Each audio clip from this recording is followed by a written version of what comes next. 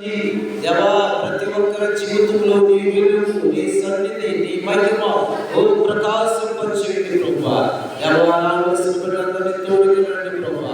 అట్లాగే ప్రభువా, ఇంకా ఎంతమంది రావాలి వారందరి పట్ల మీ కృపను గ్రహించి అడ్డులు ఆటంకాలను తొలగించి మేలు చేయమని ప్రార్థిస్తున్నా.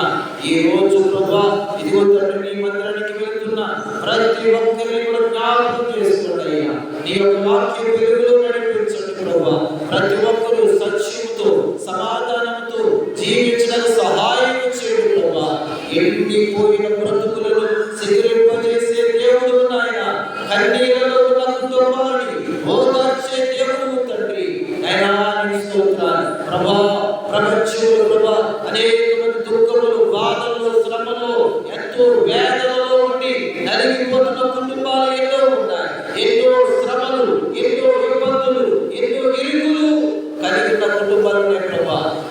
వారికి ఓదార్పు కలిగించేయండి, వారికి నెమ్మది కలిగించేయండి, వారిని బలపరచండి, వారి కన్నీని మీరు తొడగండి ప్రభువా.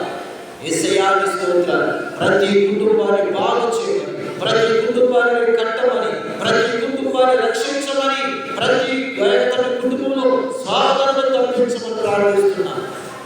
ఈ ఉదయకాల సమయంలో ఉచితమైన కృప చెప్పండి. సంఘాన్ని మీరు దీవించండి, ప్రతి సంఘాన్ని దీవించండి, ప్రతి నాయకుడిని దీవించండి అయా. ప్రపంచవ్యాప్తంగా శాంతి సమాధానాలు ప్రకటిస్తున్న ప్రభువా అయా, నీ కృపను తొలగించండి ఆయన. ఇది ఒక దినాన్ని అయా, నీ పరిచయం చేస్తున్న సేవకులను